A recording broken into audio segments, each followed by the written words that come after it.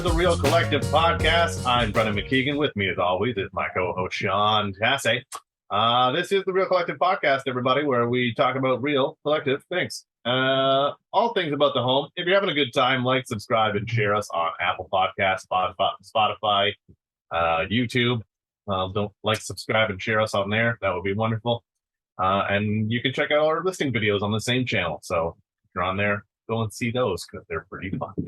We have quite a few more coming up. Sean, how are you today, my friend? Doing good. It is today is the first day of September. So we're, if you're watching this video, we're probably going into the Labor Day long weekend. So enjoy the last hurrah. If your kids aren't already back in school, they will likely be soon. If you don't have kids, then congratulations. Right on.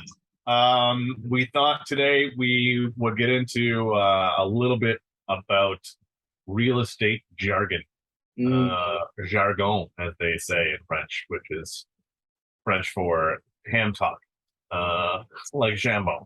Yeah, I got it. You know what I did there? I'm very bilingual. So there's a lot of phrases and terminology. So this is kind of like a Cole's Notes, I guess, or a cheat sheet of real estate terms, where when you see them on a listing or when you're reading the remarks, you're like, what does that even mean? It's just a bunch of acronyms and weird words and half words and all that kind of stuff. So we're going to break them down for you today. And then in the second half, we'll talk about some of the more other descriptive terms that are used in real estate and maybe what they really mean. So we'll jump into that. So let's start out with the big one. Let's start out with the first one. CS. What do you got? You know, yes. I text that to my clients, right? Because sometimes we get new buyer clients, and although we set them up on a search, they still look at Realtor.ca, and Realtor.ca doesn't mention conditionally sold properties. So a lot of the times, hey, can we go and see this place? And I text back and say, sorry, that one's CS. And I'm like, what does CS mean? It means it's conditionally sold. What does conditionally sold mean? Conditionally sold means that somebody's put an offer on the home and subject to particular conditions. Those conditions typically have to do with mortgage financing approval, as well as a home inspection, and if it's a condo, the review of the status certificate. Not to be confused with another term in real estate, which is the right of first refusal, which typically also includes an escape clause. So right of first refusal is, hey, I've given you an offer and it's conditional on the sale of my home. Okay, that is not a conditional sale. That's called a right of first refusal. And with that right of first refusal, when you're writing your offer, you also put an escape clause so that the property can continue to be marketed. It shows up differently on Realtor.ca. It shows up differently on our end, on our back end matrix where we see it. It doesn't show when a house is sold with the condition of selling your house, it doesn't show up on our system as being conditionally sold. It shows up as being active with a right of first refusal and a particular amount of time that goes along with that, whether it's 24, 48, or 72 hours. That gives the person who's bought it with the condition of the sale of their home, it gives them the right to say, oh, okay, I'm going to walk away from this deal if somebody else comes along and buys it. Or they can say, yeah, you know what? I'm going to waive the need to sell my house, and I'm going to conclude the purchase of this next one. How's that for a long-winded answer? Very long-winded answer. Not to be confused with a siesta, which is when you take a nap in the afternoon. Oh, siesta. Big fan. Yes, me too. Yeah. Next ones are LA and BA, and they're not Los Angeles, and they're not what's BA? Birmingham? I don't know. They're listing agent and buyer agent. Yes. Make sense? Nice and simple. LA, BA. Refer to the LA. There you go. And sometimes with the prices, they're in La La Land. So terrible. Anyway. LABA, and then you have those ones are pretty self-explanatory. We have a clean offer. What's a clean offer? Well, a clean offer is when you take the piece of paper and you wipe the dirt off it. JK. Clean offer is an offer without conditions. So we just talked about conditions a moment ago. A clean offer is an offer that comes in without any conditions. The reason a seller would want a clean offer is because there's no way for the buyer to back out of that deal. If you have an offer which is conditional, the buyer has the right in their sole and absolute discretion to walk away from that purchase based on something they find in the home inspection or something that they don't like about how it's being handled in terms of their financing. So a clean offer, if you're a seller, is always a good thing. If you're a buyer, it should make your offer stronger than some other offers that you might be competing against. Recently, we had 15 offers on a property, and 3 of them were clean offers, and 12 of them were not. Even though one of the 12 offers was higher in price by about $20,000 or $18,000 than the clean offer, the client still elected to take the clean offer just because of the lack of risk that it posed to the overall scenario. So, yeah, it's a firm deal. It's basically just saying, here's how much we want to spend. Here's our deposit. Here's the closing date. Yep. And if we're good, here you go. We're done. Yep. Nice and good from there. A firm offer, when you're firm on a house, that's after a clean offer, after a conditional offer where the conditions are waived. That's when the offer becomes firm, when everything is wrapped up in a basket, wrapped up nicely, nice and neatly. So a clean offer is also, when it's accepted, becomes a firm offer. Yeah, makes sense. Go. And we were talking about, a conditional sale or a conditional offer. What's the difference between conditions and clauses? Yeah. So, in what's called the Schedule A, which is typically found on page 5 of your APS, which stands for Agreement of Purchase and Sale, which is your offer to purchase the home. On page 5 in the Schedule A, you will typically see any conditions or clauses. The conditions are what you as the buyer have the right to walk away from the purchase for. And again, those are typically home inspection, mortgage financing, and if it's a condo, a review of the status certificate documents. The clauses are the extra pieces that are in there that says, hey, the seller agrees to do this and the buyer agrees to do that. Right? Sometimes it's the seller agrees to provide the buyer with a survey if they have a copy of it. Well, if the seller doesn't provide the buyer with a survey, it doesn't give the buyer to walk away from the purchase. That's a clause. Typically, they'll also say that everything that is in the house will be working on closing date for the benefit of the buyer. Well, if it's not, it doesn't give you as the buyer the right to walk away. You might have an opportunity to renegotiate at the lawyer's office at the last hour sort of thing, but it's not a condition that you can walk away from the transaction on. It's a clause. So that's the difference between a clause and a condition. And I think a lot of people confuse those terms when they're submitting their offers. Does it make sense? Yeah, I think so. Mind you, I'm a realtor. You're not our target audience, Brendan. The next one I get asked a lot is what irrevocable means. And when you see it, when you actually stop and actually think about the word, I hope that it makes a little bit more sense to you. But irrevocable means you cannot revoke your offer. So it basically says on your offer, you give them a certain amount of time to think about it. Sometimes, let's just say for the sake of it, it's 24 hours. So right now I hand you an offer. There's a 24-hour irrevocable. What that means is during that time, I cannot rescind or revoke my offer. If you accept it after that, then we're bound to the terms of that. Within that 24 hours, we're bound to the terms of that agreement. Generally speaking, that's probably the one that I get asked the most, and you get like EREV as like the short form for it. Yeah. Why do you rev? I rev. But that's that. I find like a lot of people maybe don't quite understand what it is, and it's just that you have 24 hours to think about my offer. Okay, thanks. If the other person on the other side takes more than 24 hours, then it basically becomes like the snap in Thanos in his hand, and it just kind of goes away. It's basically as though the deal was never written or that nothing's ever on paper. It expires. Yeah, what's funny is that there's three things you can do when you have an offer in your hand. You can either accept it, reject it, or you can counter it, right? The irrevocable doesn't mean that if the irrevocable has passed, you can still send a counter offer. But if it's passed, you cannot accept it. So the irrevocable sort of sets a timer to the person who is receiving it by which they have to accept that offer. But let's say the irrevocable is, 11 o'clock tomorrow morning, and it's not accepted by 11. The other party can still send a counter offer back at 11:30, even with all the same terms and conditions. So it's a weird one, and I think it confuses a lot of people. A bit of a loophole-ish. Yeah, I mean, like really, if you're going to take all the same prices, and you're like, "Oops, I was going to send that back to you, and I took a siesta, so I didn't."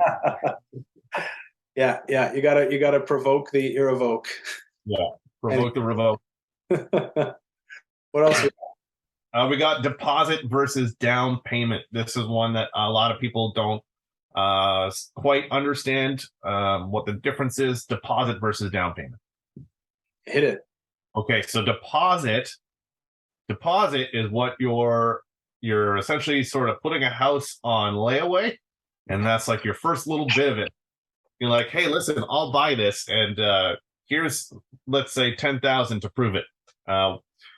That's the more complicated version of just saying that with your offer, you write in what your deposit is going to be, and that's basically acting in good faith that both parties are going to adhere to everything that's in the agreement of purchase and sale and move forward with it. Generally speaking, it's around the $10,000, give or take, depending on the home. And that goes to the listing agent's brokerage. It's held in trust. You don't have to worry about it. The down payment is what you pay upon the closing day, not including your mortgage. Right. That's the best way I can sort of explain it. I'm not the money guy. Yeah. So the deposit you give when you submit your offer, and the down payment is the remainder of it that you pay on closing. That's all. Right. Yeah. The deposit has to be made within 24 hours of acceptance of the offer. If you have a conditional offer and you walk away because you do not fulfill your conditions, then you get your deposit back. If you have a firm offer, you will not be getting your deposit back. And if you don't close on the home, you could be sued for the deposit amount, and you could also be sued for more if the home ends up selling for less. So yep. Don't buy a house firm that you're not going to close on. Yeah. And if you do have conditions and they don't meet your criteria, I guess they don't fit your sole and absolute discretion of being viable, then you do get that back without penalty. Correct. People think there's going to be some sort of like, but do I pay like 10% or 15% on it? No, you don't. You get all of it back, whole thing. Next one, another versus we have rep remarks versus public remarks. Yeah. So we had some clients who are selling will sometimes reach out and say, oh, well, this information about my house isn't online.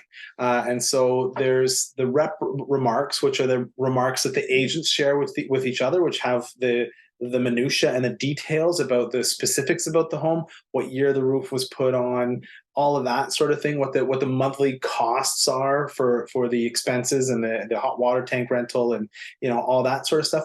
Often that'll be written down in the rep remarks, or other specific things about who to contact for an offer, or the process for making offers or whatever. All of that's written in the rep remarks, and the public remarks are what shows up on Realtor.ca. So sometimes if you replaced your roof in 2017 and we've wrote a whole bunch of flowery description about how beautiful your house is, and we don't have the space left to say, because we're limited in terms of number of characters, we don't have the space left to say that your roof was replaced in 2017, it might wind up down in the rep remarks. You won't see it if you're looking up your house on Realtor.ca. So yeah, that's the difference between the two. And I'll I'll take the next four here because they're money stuff. So Noi cap rate. yeah, GOI, TOE, NOI, and cap rate. So really what they mean is GOI, and this is talking about investment sort of stuff. So GOI is your gross operating income. So if you have an investment property, how much money is that property making every month? So you have money from rental income, you have money from parking, you have money from laundry, storage, any of those things. What is all of the gross money, all of it, that property is making every month? Gross operating income, every year. GOI is calculated on a yearly basis. TOE, your TOE, are your total operating expenses. So how much money every year are you paying to operate that property?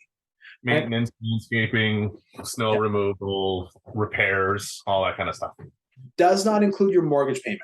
So that's the one piece that's not included in the total operating expenses. And when you take your GOI, your gross operating expenses, and you remove your TOE, your total operating expenses, you're left with your NOI, your net operating income. Right, so that's an important number, and you use your NOI to and the purchase price of the property to calculate your cap rate. Cap rate means your capitalization rate, and what that means is how much are you buying the property for, and how much money does it really make every year before you pay your mortgage on it.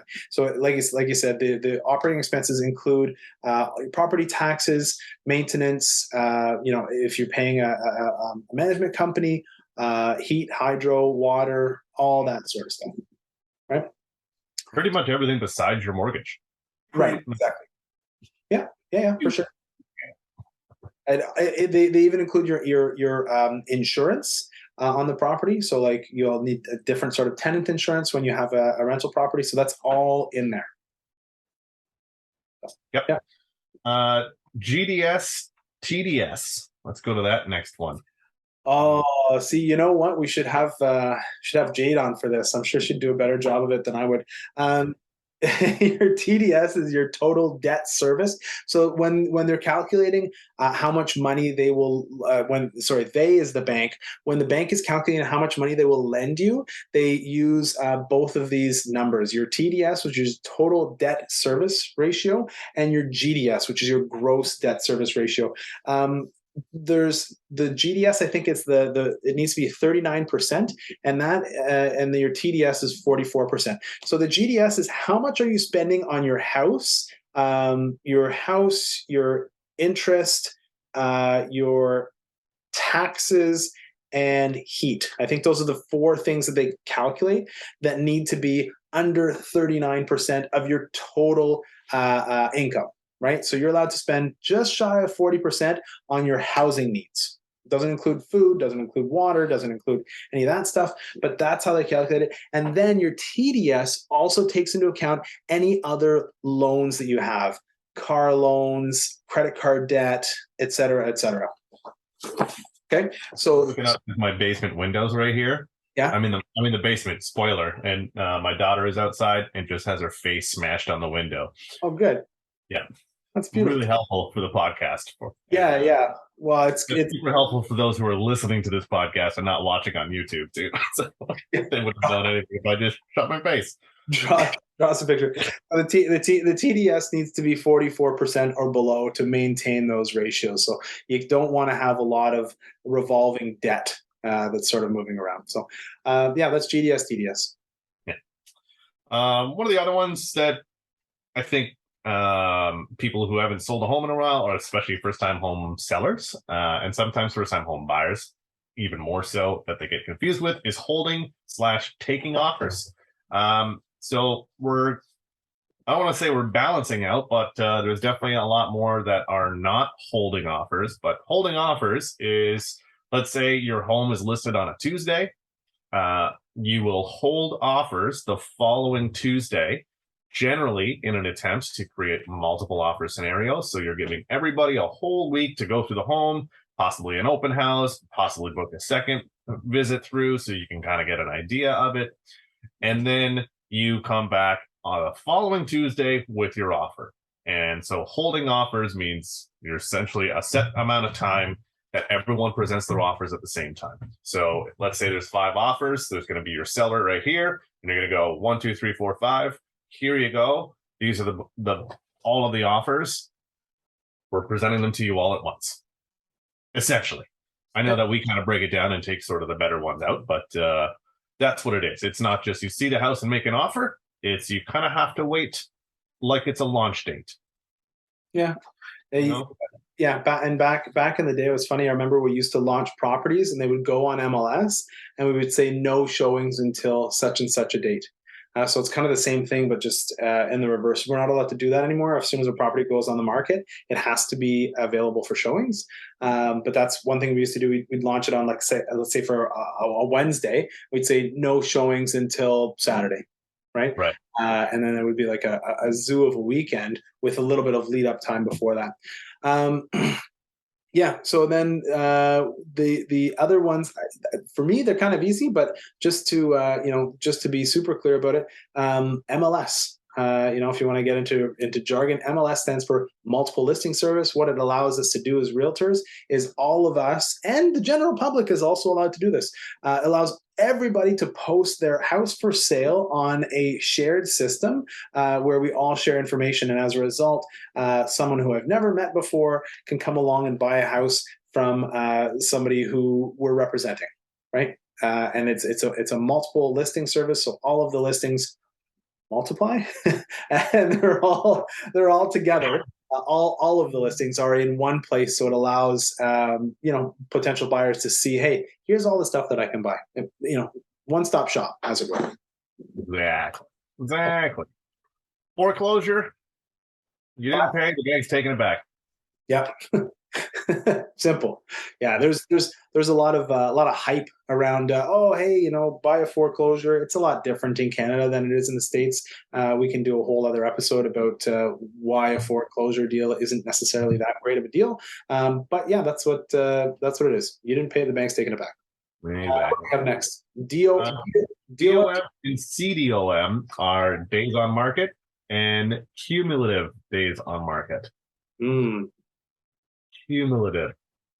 So yeah, it might have been a price drop, it might have been canceled, they might have put it back up again. So what's the total amount of time there? Yeah, they may have changed realtors in the middle, right? If your listing is off the market for 45 days or more, the CDOM will reset. So if you put it on, it doesn't sell, and you put it on with a different agent, but you wait 45 days, your CDOM will go back down to 0 and be back in line with your DOM. More letters, VTB.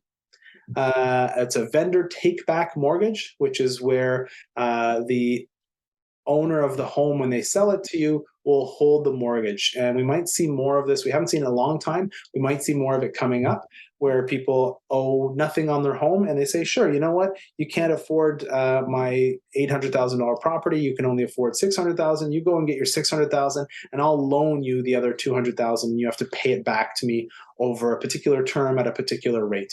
So that's called a vendor take back mortgage, VTB. And finally, we have special assessments. Generally speaking, condos. That's where it comes into. There's a special assessment that's been done because they need to replace all of the windows in the entire building or complex or wherever your condo is. That's the quickest way about it, is taking money from every single unit owner to pay for an expense outside of the normal condo fees. Sounds really special and super annoying. Yes. Puts the ass in assessments. Yeah. All right, we'll take a quick break. We'll come back and get into some of the other realtor terms and have a little fun with those ones. That's going to go by a little bit quicker. We're going to wrap things up, but we'll take a quick break with a word from our sponsors on the Real Collective podcast. If you want to talk to us, book an appointment in the Calendly links below, and we'll be right back. This episode of the Real Collective podcast is brought to you by Real Collective. Real Collective brings together best-in-class real estate agents and collective experts in the field to deliver the best possible service to our clients. We govern ourselves with honesty, open-mindedness, and compassion. With diverse skill sets, our agents are able to better serve a wide array of clients, including first-time buyers, first-time sellers, transferees, estate sales, investors, and rural, vacation, and luxury properties. Authenticity and transparency are pillars of our process, which allows us to put our clients at the center of everything we do. Our years of experience and knowledge allow us to deliver prestigious service and optimal results. If you are interested in buying or selling your home, contact us today at realcollective.ca. Welcome back, everybody, to the Real Collective podcast. Don't forget to like, subscribe, and share on YouTube. And if you're listening to us on Apple Podcasts, thank you. And as well as Spotify, thank you very much. And if you're not, you can find us on there. And again, if you want to talk to us, we have our Calendly links below, so you can talk to us about your real estate needs. Second half, it's going to be a lot quicker than the first, where we're going to talk about some of the real estate descriptive terms that you'll see in a lot of the write-ups for homes. And Sean's going to throw out some words, and I'm going to tell you what I think they really mean. So we're going to start with that, and let's see how this plays out. I'm excited. I also want to make mention that if you're listening to this and you're like, hey, here's a term that I want defined, pop it down in the chat below. If there's any descriptive terms that you think that we're missing here as we're going through, you're like, oh man, I see this all the time. And it means something totally different. Pop that down in the chat below and we'll be happy to give you our throw in the comments and I'll respond. Exactly. All right. So first one that we see on some listings is this: good bones. That's a near teardown. You're going to have to do a lot of renovating, but I mean, it's got good bones. It's ugly inside, never updated. Yeah, down to the studs, literally. Down to the stud. Everything else has to go. There are the bones. It has a foundation. Yeah. It's got good bones. Yeah, and you're going to see them because you got to do a lot of renovating. Yeah. Okay, next one. Investor or handyman special. Same thing. No, you know what?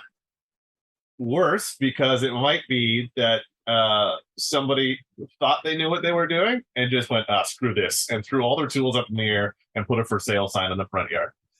Like, someone else could do it. Come on, you investors, put some money into it. Yeah, you know what it tells me? Mold. Like, yeah. There's something wrong with this house that general public is gonna be like, no, thank you. And the only like vertical cracks in the foundation, you're gonna love this house. Yeah. Exactly. So it's like, oh, no one can deal with this unless you're a handyman or an investor. Yeah. And by handyman, they mean like professional contractor. Yeah. Now, it might mean that you're getting it for a better price than you should be, which is good. Oh, yeah. Next one. You ready for this one? Yeah. Rustic. Just rusted like this, just all the pipes corroded, just corrosion everywhere. Rustic usually means that there's a lot of stuff that's going to give you slivers. There's a lot of old wood inside. I feel like rustic. It's rustic cottage. Yeah, it's gonna it's held together with duct tape. 100 years old. It's got galvanized steel plumbing, and it literally is all rusted. You don't see it because it looks cute on the outside, but they say rustic and it's just falling apart. Yeah, your neighbor's home is made out of hay, and then your other neighbor's home is made out of bricks. Yeah, exactly. Puff and puff. Basement is awaiting your finishing touches. Oh, unfinished basement. Yeah. I haven't done anything to it. Like, do you want to do something to it? Finishing touches. No. Starting touches. Yeah, not finishing, starting. Yeah. Oh man. With your personal touch. Like, listen, we knew we were going to sell this to you, so we didn't want to do anything you wouldn't like, so we just didn't do anything at all in the basement. Oh, really? You didn't even want to put up drywall? Nope. You don't think we would want drywall? You didn't think I'd want walls? No. No. Didn't cross my mind. We wanted you to see all the leaks in the basement. Here's another one. You ready? Great potential. Great potential means very outdated. But like a fine line between outdated and handyman special. Like you're right in that kind of like groove of like, oh, well, maybe I could clean this up. Maybe this just needs a little IKEA kitchen. That's not so bad. Great potential means like everything there is good. You're not going to have to tear down walls or bring anything down to the studs, but you might have to update some rooms. I feel like great potential is like an investor or handyman special, but in a good neighborhood. Yeah. Right? Potential is like my high school report card. And look at you now, Brendan. Still have it. Still have great potential. Yeah, you sure do. All right, you ready? Next one is cozy. Small. That's just the most obvious. It's cozy studio condo. Yeah, yours for $900,000. Features cement walls and no real ceiling. And you get 300 square feet. Yeah. And 50 square feet of that is the balcony. Yeah. Or it's vertically. This 11-foot high loft ceiling has a 7-by-7 foot room. Yeah, you've got more vertical space. Yeah, yeah. Just build yourself like a raised room. All right, what else we have? Oh, ready? Flooded with natural light. Windows. God, I hate that so much. Look at how much natural light is in here. Yes, this house has windows. Can you believe it? They started building them with these. I was in a house in our neighborhood. I don't know, maybe like a day or two ago, and the master bedroom had this little small window. I'm like, oh wow, that really takes away a lot of natural light. And it's funny, as much as we say like, oh, flooded with natural light, haha, it's like we always say it. This house was not flooded with natural light, specifically in the master bedroom. It felt dark and small. So yeah, it had a window, but it wasn't big. It was not flooded. Attention night shift workers. Yeah. Good call. That's the opposite. That's how you market the homes that don't have natural light. Yeah. Attention night shift. What a spin. What a spin. Next one. Ready? Gleaming hardwood floors. That just means we cleaned the hardwood floors. That doesn't mean it. You took a Swiffer to it. Good for you. For me, that dollar store polish. Yeah, I hear gleaming hardwood floors. I'm like, oh, they're all scratched up. They're all scratched up, and then they're washed, and they look nice now. And as soon as you live one day in it with your dog and your kids, they're just going to look grimy all over again. Yeah. Rural. Rural? Yeah, you said it. Rural. Poor internet. If you don't have Starlink, you are effed. Yeah, pretty much. Rural is just like, hope you like septic. Yeah. Yeah. Yeah, rural's not so bad. Rural is very much like it's either urban or rural. So. Or suburban. Suburban. All right. Next one. We're getting close to the end here. Historic. Old. And if you want to make changes, you need a permit for any of it. Yeah, it's true. Oh, you want to hang a picture? You need a permit. Yeah. Oh, hey, Everett. Oh, you got your thing. Yes. Nice. We got special guests. Everett, you want to say hi, everybody? With your tongue. All right, cool. Next word. Speaking of which, here's the next one. Cute. Small. Again, yeah. Again. Yeah. All right. And then, and second guest star. Here we go. Okay, guys. We are just having fun here. Second to last word here is quaint. Also small. It's just, these are just synonyms at this point. Yeah. Last one. All right. Charming. Also old. Old, but in good shape. Okay. Yeah. Like Pierce Brosnan. Click the thing when it's in Brendan's mouth. Click the mouse when it's in Open your Brendan's mouth. mouth. Open your mouth. Open your mouth. All right, pal. All right, cool. One last part about charming. You are charming. One last thing about charming is I feel like it's going to have really nice handrails going up the stairs. Yeah, the big wide ones that you like fit your whole palm. Yeah, like farmer hands can walk up it. Yeah, exactly, and like really nice like crown moldings and stuff like that. That's charming in like a century-old building. It also means all of the other stuff that is like old and problematic. Maybe problematic. I just see it as being old but in good shape. Yeah, that's fair. Or appears to be in good shape. Yeah. Oh well, we'll pass all this stuff along to our copywriters for the listings that we've got coming up. Yeah, absolutely. Perfect. Awesome. All right. Well, on behalf of Everett, that blue monster, and and everybody, we're going to wrap up the Real Collective podcast for this one. If we missed anything, put it in the comments below. Don't forget to like, subscribe, and share the channel. Give us a download on Apple Podcasts or Spotify, and tell your friends. And book an appointment with us in the Calendly links that you see in the description below if you want to talk to us about your own real estate needs. Very simple. Click on the link, book time, talk to us. Bingo, bango. I'm Brendan McKeigan. This is Sean Tasse. Until the next one, keep it real. Collective.